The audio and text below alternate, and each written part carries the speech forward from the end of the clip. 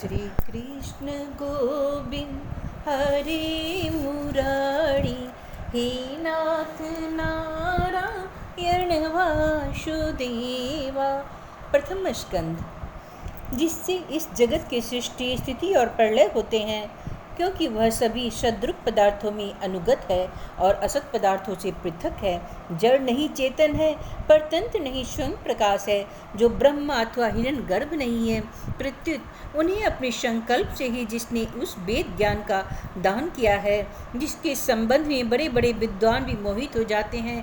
जैसे तेजो में सूर्य रश्मियों में जल में स्थल का और स्थल में जल का भ्रम होता है, वैसे ही जिसमें यह त्रिगुणमयी जागृत स्वप्न सुषुप्ति रूपा सृष्टि मिथ्या होने पर भी अधिष्ठान सत्ता से सत्यवत प्रतीत हो रही है, उस अपनी स्वयं प्रकाश ज्योति से सर्वदा और सर्वथा माया और माया काढ़े से पूर्णतः मुक्त रहने वाले परम सत्य रूप परमात्मा का हम ध्यान करते हैं। महामुनि व्यास देव के द्वारा निर्मित इस श्रीमद् भागवत पुराण में मोक्ष पर्यंत फल की कामना से रहित परम धर्म का निरूपण हुआ है। इसमें शुद्धांतःकरण सत्पुरुषों की जानने योग्य उस वास्तविक वस्तु परमात्मा का निरूपण हुआ है, जो तीनों तापों का जड़ से नाश करने वाली और परम कल्याण देने वाली है।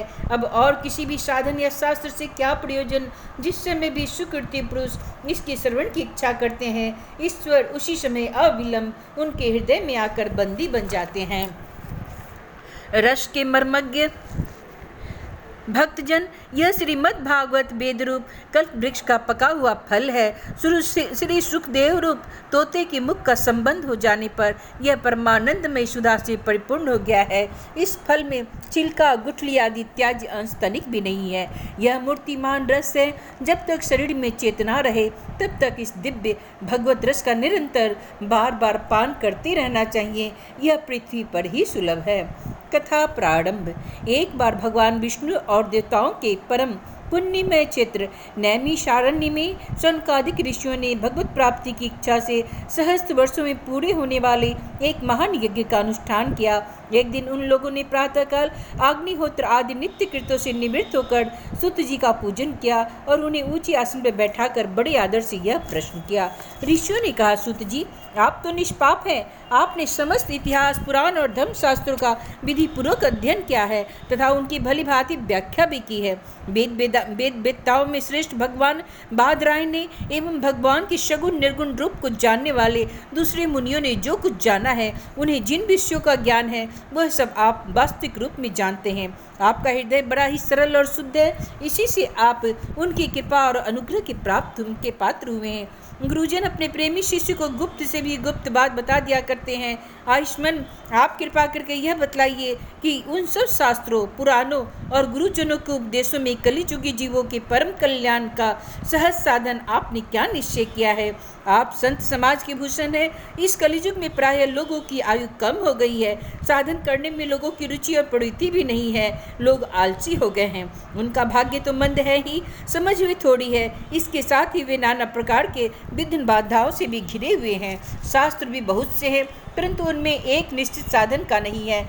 अनेक प्रकार के कर्मों का वर्णन है, साथ ही वे इतने बड़े हैं कि उनका एक अंश सुनना भी कठिन है। आप परोपकारी हैं। अपनी बुद्धि से उसका सार निकालकर प्राणियों के परम कल्याण के लिए हम श्रद्धालुओं को सुनाइए, जिससे हमारे अंतःकरण को शुद्धि प्राप्त हो। प्यारे सुत जी, आपका कल्याण हो। आप तो जानते ही हैं कि यदुवंशियों के रक्षक भक्त वत्सल भगवान श्री कृष्ण वसुदेव की धर्म पत्नी देवकी के गर्भ से क्या करने की इच्छा से अवतीर्ण हुए थे। हम उसे सुनना चाहते हैं। आप कृपा करके हमारे लिए उसका वर्णन करिए, क्योंकि भगवान का अवतार जीवों के परम कल्याण और उनके भगवत प्रेम में समृद्धि के लिए ही होता है। यह जीव जन्म मृत्यु के घोर चक्र में पड़ा हुआ है। इस स्थिति में भी यदि वह कभी भगवान के मंगलमय नाम का उच्चारण कर ले तो उसी क्षण उससे मुक्त हो जाए, क्योंकि स्वयं भय भी भगवान से डरता है। सूत जी, परम विरक्त और परम शांत मुनिजन भगवान के श्री चरणों की शरण में ही रहते हैं। अतः उनके स्पर्श मात्र से संसार के जीव तुरंत पवित्र हो जाते हैं। इधर गंगा जी के जल का बहुत दिनों तक सेवन किया जाए तब कहीं जाके पवित्रता प्राप्त होती है। ऐसे पुण्यात्मा भक्त जिनकी लीलाओं का गान करते रहते हैं, उन भगवान का कली मलहाड़ी पवित्र यश भला आत्मशुद्धि की इच्छा वाला ऐसा कौन मनुष्य होगा जो श्रवण न करे। वे लीला ही अवतार धारण करते हैं। नारद आदि महात्माओं ने उनके उद्धार कर्मों का गान किया है। हम श्रद्धालुओं के प्रति आप उनका वर्णन कीजिए। बुद्धिमान शुद्ध जी, सर्वसमर्थ प्रभु अपनी योग माया से स्वच्छंद लीला करते हैं। आप उन श्री हरि की मंगलमयी अवतार कथाओं का अब वर्णन कीजिए।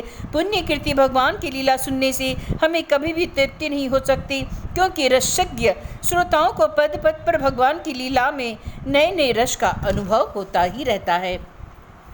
भगवान श्री कृष्ण अपनों को छिपाए हुए हैं, लोगों के सामने ऐसी चेष्टा करते हैं मानो कोई मनुष्य है, परंतु उन्होंने बलराम के साथ ऐसी लीलाएं भी की है, ऐसा पराक्रम भी प्रकट किया है जो मनुष्य नहीं कर सकते। कलियुग को आया जानकर इस वैष्णोधर क्षेत्र में हम दीर्घकालीन सत्र का संकल्प करके बैठे हैं। श्री हरि की कथा सुनने के लिए हमें अवकाश प्राप्त है। यह कलियुग अंतःकरण की पवित्रता और शक्ति का नाश करने वाला है, इसके पार पाना कठिन है। जैसे समुद्र के पार जाने को कर्णधार मिल जाए, उसी प्रकार इससे पार पाने की इच्छा वाले हम लोगों से ब्रह्मा ने आपको मिलाया है। धर्म रक्षक ब्राह्मण भक्त योगेश्वर भगवान श्री कृष्ण के अपने धाम में पधार जाने पर धर्म ने अब किसकी शरण ली है, यह बतलाइए। इति श्रीमद्भागवत महापुराणे परमहंस्या संहितायां प्रथम स्कंदे भगवत कथा और भगवत भक्ति का महात्म्य अति द्वितीय अध्याय। श्री व्यास जी कहते हैं, सौनकादिक ब्रह्मादि ऋषियों के ये प्रश्न सुनकर रोमहर्षण के पुत्र उग्रश्रवा को बड़ा ही आनंद हुआ। उन्होंने ऋषियों के इस मंगल में प्रश्न का अभिनंदन करके कहना आरंभ किया। सूत जी ने कहा, जिस समय श्री सुखदेव जी का यज्ञोपवीत संस्कार भी नहीं हुआ था, सूत्राम लौकिक वैदिक कर्मों के अनुष्ठान का अवसर भी नहीं आया था, उन्हें अकेले ही संन्यास लेने के उद्देश्य से जाते देखकर उनके पिता व्यास जी विरह से कातर होकर पुकारने लगे, बेटा बेटा। उस समय तन्मय होने के कारण श्री सुखदेव जी की ओर से वृक्षों ने उत्तर दिया, ऐसे सबके हृदय में विराजमान श्री सुखदेव जी मुनि को मैं नमस्कार करती हूँ। यह श्रीमद् भागवत अत्यंत गोपनीय रहस्यात्मक पुराण है। यह भगवत स्वरूप का अनुभव कराने वाला है और समस्त वेदों का सार है।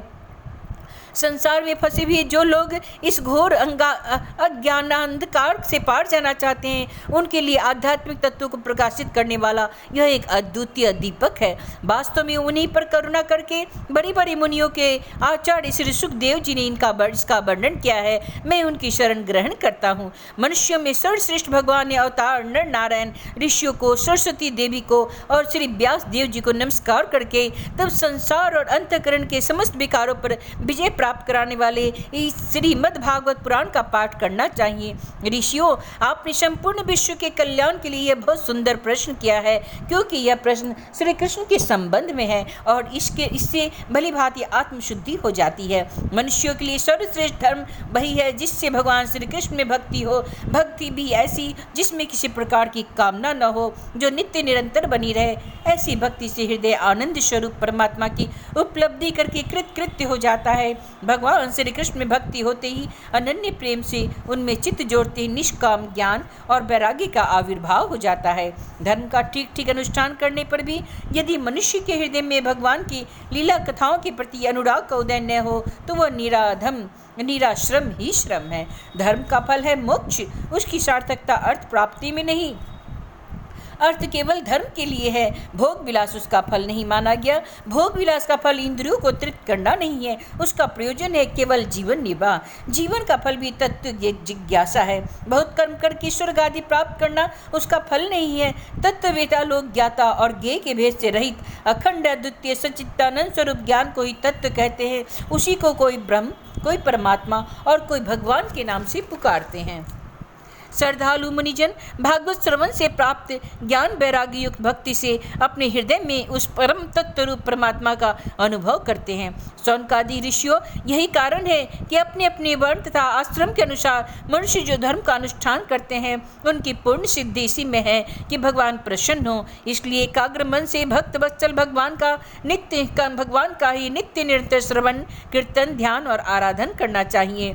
कर्मों की गांठ बड़ी कड़ी है। विचारवान पुरुष भगवान के चिंतन की तलवार से उस गांठ को काट डालते हैं। तब भला ऐसा कौन मनुष्य होगा जो भगवान की लीला कथा में प्रेम न करे। शौनकादिक ऋषियों पवित्र तीर्थों का सेवन करने से महत सेवा, तदंतर श्रवण की इच्छा, फिर श्रद्धा, तत्पश्चात भागवत कथा में रुचि होती है। भगवान श्री कृष्ण के यश का श्रवण और कीर्तन दोनों पवित्र करने वाले हैं। वे अपनी कथा सुनने वालों के हृदय में आकर स्थित हो जाते हैं और उनकी अशुभ वासनाओं को नष्ट कर देते हैं, क्योंकि वे संतों के नित्य सुहृद है। जब श्रीमद् भागवत अथवा भगवत भक्तों के निरंतर सेवन से अशुभ वासनाएं नष्ट हो जाती है, तब पवित्र कीर्ति भगवान श्री कृष्ण के प्रति अस्थायी प्रेम की प्राप्ति होती है। तब रजोगुण और तमोगुण के भाव, काम और लोभ आदि शांत हो जाते हैं और चित्त इनसे रहित होकर सत्वगुण में स्थित एवं निर्मल हो जाता है। इस प्रकार भगवान की प्रेममय भक्ति से जब संसार की समस्त आसक्तियां मिट जाती है, हृदय आनंद से भर जाता है, तब भगवान के तत्व का अनुभव करके भगवान के तत्व का अनुभव तो अपने आप ही हो जाता है। हृदय में आत्मस्वरूप भगवान का साक्षात्कार होते ही हृदय की ग्रंथि टूट जाती है, सारे संदेह मिट जाते हैं और कर्म बंधन छीन हो जाता है। इसी से बुद्धिमान लोग नित्य निरंतर बड़े आनंद से भगवान श्री कृष्ण के प्रति प्रेम भक्ति करते रहते हैं, जिससे आत्म प्रसाद की प्राप्ति होती है। प्रकृति के 3 गुण हैं, सत्व, रज और तम। इनको स्वीकार करके इस संसार की स्थिति, उत्पत्ति और प्रलय के लिए एक अद्वितीय परमात्मा ही विष्णु, ब्रह्मा और रुद्र ये 3 नाम ग्रहण करते हैं। फिर भी मनुष्यों का परम कल्याण तो सत्व गुण स्वीकार करने पर वह करने वाले श्री हरि से ही होता है। जैसे पृथ्वी के विकार लकड़ी की अपेक्षा धुआं श्रेष्ठ है और उससे भी श्रेष्ठ है अग्नि, क्योंकि विद्युक्त यज्ञ यागादि के द्वारा अग्नि सद्गति देने वाला है। वैसे ही तमोगुण से रजोगुण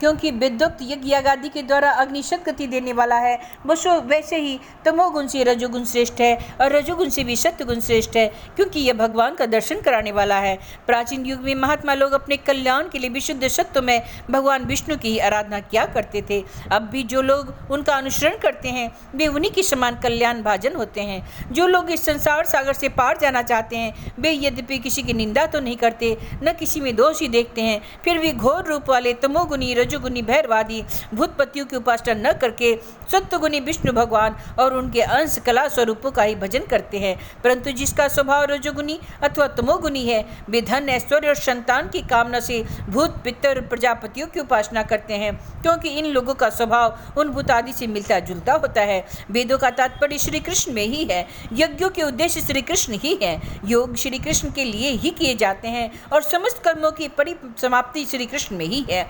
ज्ञान से ब्रह्म स्वरूप श्री कृष्ण की ही प्राप्ति होती है। तपस्या श्री कृष्ण की प्रसन्नता के लिए की जाती है। श्री कृष्ण के लिए ही धर्मों का अनुष्ठान होता है और सब गतियां श्री कृष्ण में ही समा जाती है।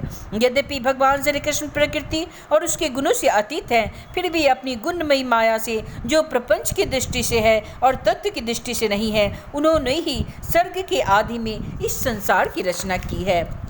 वे सत्व, रज और तम तीनों गुण उसी माया के विलास हैं। इनके भीतर रहकर भगवान इनसे युक्त सरीखे मालूम पड़ते हैं। वास्तव में तो वे परिपूर्ण विज्ञानंद घन है। अग्नि तो वस्तुतः एक ही है, परंतु जब वह अनेक प्रकार की लकड़ियों से प्रकट होती है तब अनेक सी मालूम होती है। वैसे ही सबके आत्मरूप भगवान तो एक ही है, परंतु प्राणियों की अनेकता से अनेक जैसे जान पड़ते हैं। भगवान ही सूक्ष्म भूत, तन्मात्रा, इंद्रिय तथा अंतःकरण आदि गुणों के विकारभूत भावों के द्वारा नाना प्रकार की योनियों का निर्माण करते हैं और उनमें भिन्न भिन्न जीवों के रूप में प्रवेश करके उन योनियों के अनुरूप विश्व का उपभोग कराते हैं। वे ही संपूर्ण लोकों की रचना करते हैं और देवता, पशु, पक्षी, मनुष्य आदि योनियों में लीला अवतार ग्रहण करके सत्य गुण के द्वारा जीवों का पालन पोषण करते हैं। इति श्रीमद्भागवत महापुराणे परमहंस्या संहितायां प्रथम स्कंदे श्री कृष्ण गोविंद हरे मुरारी हे नाथ नारायण वासुदेवा। अर्थ तृतीय अध्याय। भगवान के अवतारों का वर्णन। श्री सूक्त जी कहते हैं, सृष्टि के आदि में भगवान ने लोगों के निर्माण की इच्छा होते ही उन्होंने महतत्व आदि से निष्पन्न पुरुष रूप ग्रहण किया। उसी से 10 इंद्रियां, 1 मन और 5 भूत, ये 16 कलाएं थी। उन्होंने कारण जल में शयन करते हुए जब योग निद्रा का विस्तार किया, तब उनके नाभि सरोवर में से एक कमल प्रकट हुआ और उस कमल से प्रजापतियों के अधिपति ब्रह्मा जी उत्पन्न हुए। भगवान ने उस विराट रूप के अंग प्रत्यंग में ही समस्त लोकों की कल्पना की गई। यह भगवान का विशुद्ध सत्वमय श्रेष्ठ रूप है। योगी लोग दिव्य दृष्टि से भगवान के उस रूप का दर्शन करते हैं। भगवान का वह रूप हजारों पैर, जांघें, भुजाएं और मुखों के कारण अत्यंत विलक्षण है। उसमें सहस्त्रों सिर, हजारों कान, हजारों आंखें और हजारों नासिकाएं हैं। हजारों मुकुट, वस्त्र और कुंडल आदि आभूषणों से वह उल्लासित रहता है। भगवान का यही पुरुष रूप, जिसे नारायण कहते हैं, अनेक अवतारों का अक्षय कोश है। इसी से सारे अवतार प्रकट होते हैं। इस रूप के छोटे से छोटे अंश से देवता, पशु, पक्षी और मनुष्य आदि योनियों की सृष्टि होती है। उन्हीं प्रभु ने पहले कौमार सर्ग में सनक, सनंदन, सनातन और सनत कुमार, इन 4 ब्राह्मण के रूप में अवतार ग्रहण करके अत्यंत कठिन अखंड ब्रह्मचर्य का पालन किया। दूसरी बार इस संसार के कल्याण के लिए समस्त यज्ञों के स्वामी उन भगवान ने ही रसातल में गई हुई पृथ्वी को निकाल लाने के विचार से सुकर रूप ग्रहण किया। ऋषियों की सृष्टि में उन्होंने देवर्षि नारद के रूप में तीसरा अवतार ग्रहण किया और सात्वत तंत्र, जिसे नारद 5 रत्न भी कहते हैं, का उपदेश किया। उसमें कर्मों के द्वारा किस प्रकार करबंध से मुक्ति मिलती है, इसका वर्णन है। धर्मपत्नी मूर्ति के गर्भ में से उन्होंने नर नारायण के रूप में चौथा अवतार ग्रहण किया। इस अवतार में उन्होंने ऋषि बनकर मन और इंद्रियों का सर्वथा संयम करके बड़ी कठिन तपस्या की। 5वें अवतार में वे सिद्धों के स्वामी कपिल के रूप में प्रकट हुए और तत्वों का निर्माण करने वाले सांख्य शास्त्र का, जो समय के फेर से लुप्त हो गया था, आसुरी नामक ब्राह्मण को उपदेश दिया। अनसुईया के वर मांगने पर 6ठे अवतार में वे अत्रि की संतान दत्तात्रेय हुए। इस अवतार में उन्होंने अलर्क एवं प्रहलाद आदि को ब्रह्म ज्ञान का उपदेश दिया। 7वीं बार रुचि प्रजापति की आकुति नामक पत्नी से यज्ञ के रूप में उन्होंने अवतार ग्रहण किया और अपने पुत्र याम आदि देवताओं के साथ स्वयंभू मनवंतर की रक्षा की। राजा नाभि की पत्नी मेरु देवी के गर्भ से ऋषभ देव के रूप में भगवान ने 8वां अवतार ग्रहण किया। इस रूप में उन्होंने परमहंसों का यह मार्ग, जो सभी आश्रमियों के लिए वंदनीय है, दिखाया। ऋषियों की प्रार्थना से 9वीं बार वे राजा पृथु के रूप में अवतीर्ण हुए। शौनकादिक ऋषियों, इस अवतार में उन्होंने पृथ्वी से रस से समस्त औषधियों का दोहन किया था। इससे यह अवतार सबके लिए बड़ा ही कल्याणकारी हुआ।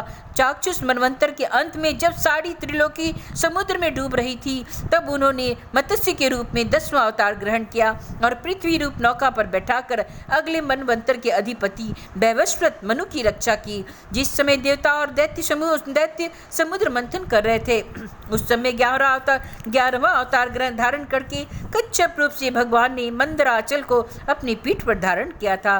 12वीं बार धन्वंतरी के रूप में अमृत लेकर समुद्र से प्रकट हुए थे और 13वीं बार मोहिनी रूप धारण करके दैत्यों को मोहित करते हुए देवताओं को अमृत पिलाया था। 14वें अवतार में उन्होंने नरसिंह रूप धारण किया और अत्यंत बलवान दैत्यराज हिरण्यकशिपु की छाती अपने नखों से अनायास ही इस प्रकार फाड़ डाली जैसे चटाई बनाने वाला सीख को चीर डालता है। 15वीं बार वामन का रूप धारण करके भगवान दैत्यराज बलि के यज्ञ में गए।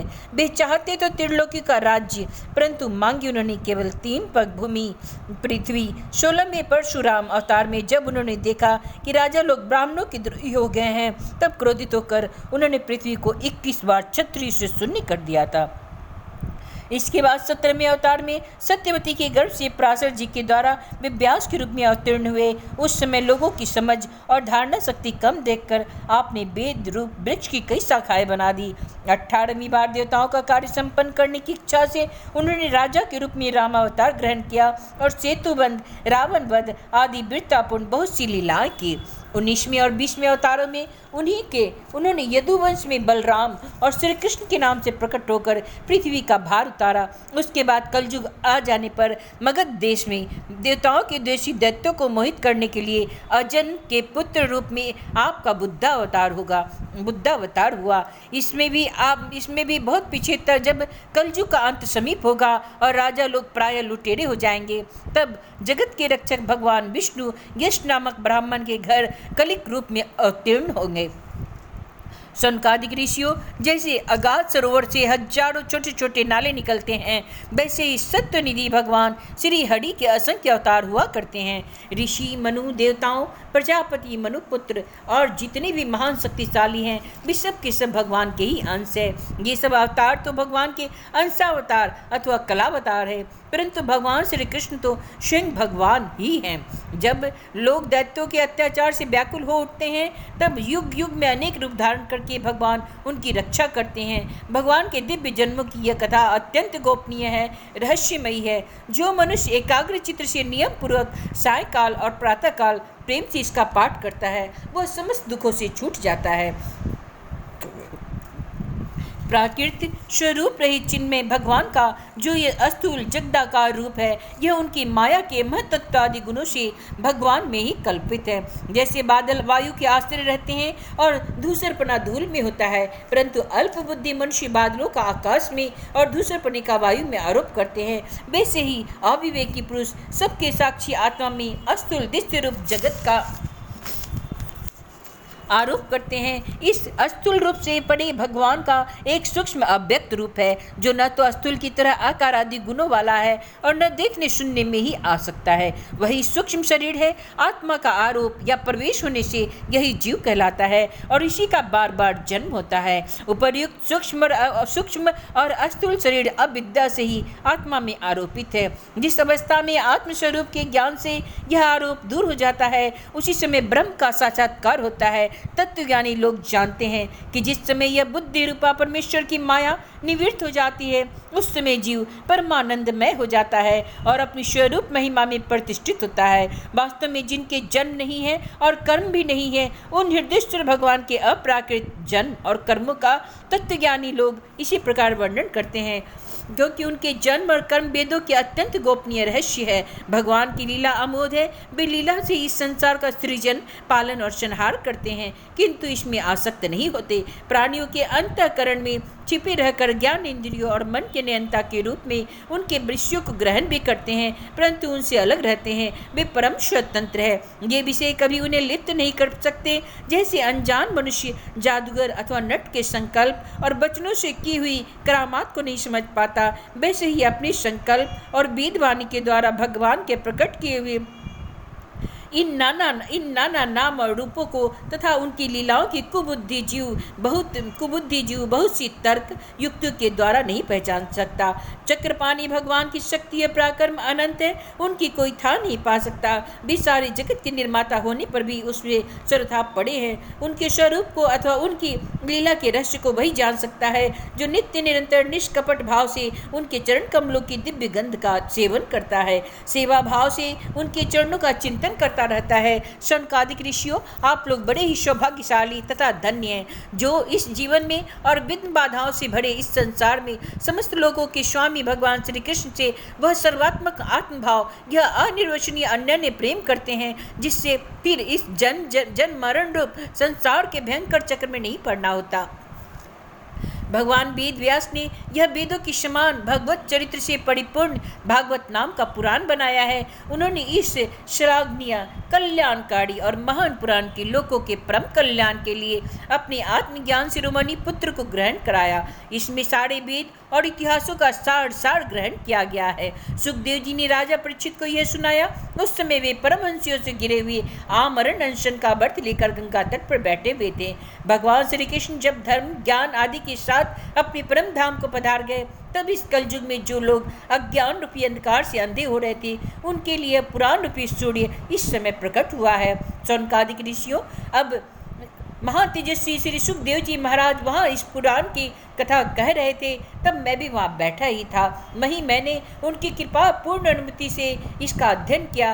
मेरा जैसा अध्ययन है और मेरी बुद्धि में जितना जिस प्रकार इसको ग्रहण किया उसी के अनुसार मैं इसे आप लोगों को सुनाऊंगा। इति श्रीमद्भागवते महापुराणे परमहंस्या संहितायां प्रथम स्कंधे नैमिषारण्योपाख्याने तृतीयो अध्याय।